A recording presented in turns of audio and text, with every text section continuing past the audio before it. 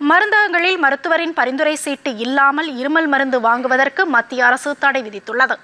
1945ஆம் ஆண்டு மருந்து விதிகளில் கொண்டுவரப்பட்ட புதிய திருத்தங்களின்படி இருமல் மருந்து உள்ளிட்ட சிறப்புகளை விற்பனை செய்வதற்கான விதிகளை மத்திய அரசு கடுமையாக்கியுள்ளது.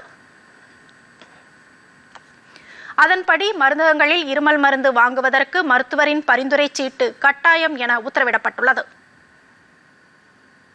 மேலும் சாதாரண வீட்டு உபயோக மருந்து பட்டியலில் இருந்த இருமல் மருந்தின் சிரப் என்ற வார்த்தை அதிகாரப்பூர்வமாக நீக்கப்பட்டுள்ளது.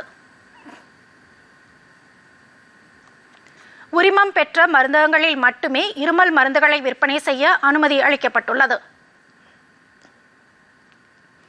மத்திய பிரதேசம், ராஜஸ்தான் மாநிலங்களில் சில மாதங்களுக்கு முன் கலப்படம் செய்யப்பட்ட இருமல் மருந்தை உட்கொண்ட சில குழந்தைகள் உயிரிழந்தனர்.